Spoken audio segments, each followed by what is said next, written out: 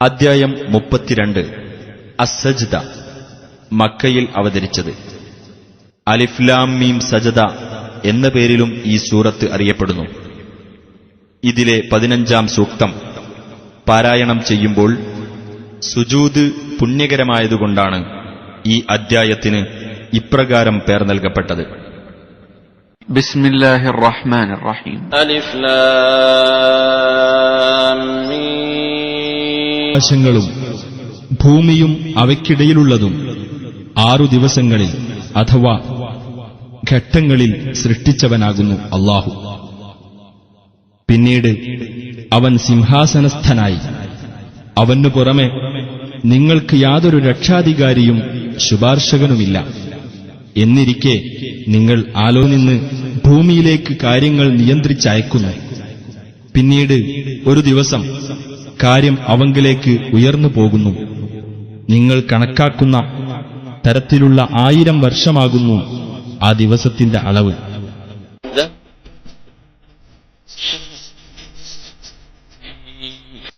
അദൃശ്യവും ദൃശ്യവും അറിയുന്നവനും പ്രതാപിയും കരുണാനിധി ശരിയായ രൂപത്തിലാക്കുകയും തന്റെ വകയായുള്ള ആത്മാവ് അവനിൽ ഊതുകയും ചെയ്തു.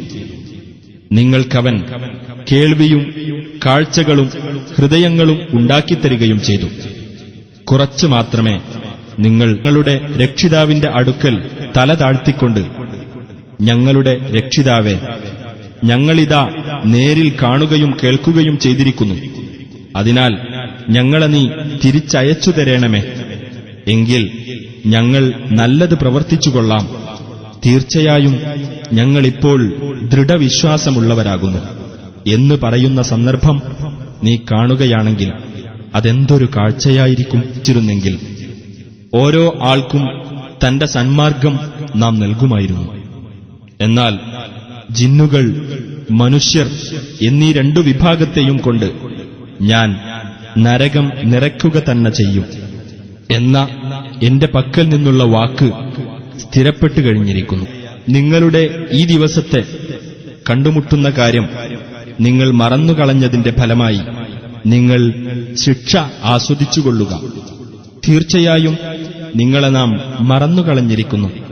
നിങ്ങൾ പ്രവർത്തിച്ചുകൊണ്ടിരുന്നതിന്റെ ഫലമായി ശാശ്വതമായ ശിക്ഷ നിങ്ങൾ നമ്മുടെ ദൃഷ്ടാന്തങ്ങൾ മുഖേന ഉത്ബോധനം നൽകപ്പെട്ടാൽ സാഷ്ടാംഗം പ്രണമിക്കുന്നവരായി വീഴുകയും തങ്ങളുടെ രക്ഷിതാവിനെ സ്തുതിച്ചുകൊണ്ട് പ്രകീർത്തിക്കുകയും ചെയ്യുന്നവർ മാത്രമേ നമ്മുടെ ദൃഷ്ടാന്തങ്ങളിൽ വീഴാൻ അവർ പ്രവർത്തിച്ചിരുന്നതിനുള്ള പ്രതിഫലമായിക്കൊണ്ട് കൺകുളിർപ്പിക്കുന്ന എന്തെല്ലാം കാര്യങ്ങളാണ് അവർക്കുവേണ്ടി രഹസ്യമാക്കി വെക്കപ്പെട്ടിട്ടുള്ളത് എന്ന് ഒരാൾക്കും അറിയാവുന്നതല്ല. أفمن كان مؤمنا كمن كان فاسقا لا يستوون. അപ്പോൾ വിശ്വാസിയായി കഴിഞ്ഞവൻ ധിക്കാരിയായി കഴിഞ്ഞവനെപ്പോലെയാണോ? അവർ തുല്യരാവുകയില്ല. കാണിച്ചവരാരോ അവരുടെ വാസസ്ഥലം നരകമാകുന്നു. അവർ അതിൽ നിന്ന് പുറത്തു കടക്കാൻ ഉദ്ദേശിക്കുമ്പോഴൊക്കെ അതിലേക്ക് തന്നെ അവർ തിരിച്ചയക്കപ്പെടുന്നതാണ്. നിങ്ങൾ നിഷേധിച്ചു തള്ളിക്കളഞ്ഞിരുന്ന ആ നരകത്തിലെ ശിക്ഷ നിങ്ങൾ ആസ്വദിച്ചുകൊള്ളുക എന്ന് അവരോട് പറയപ്പെടുകയും തിരിഞ്ഞുകളയുകയും കാത്തിരിക്കുകയും ചെയ്യുക. തീർച്ചയായും അവർ കാത്തിരിക്കുന്നവരാണല്ലോ.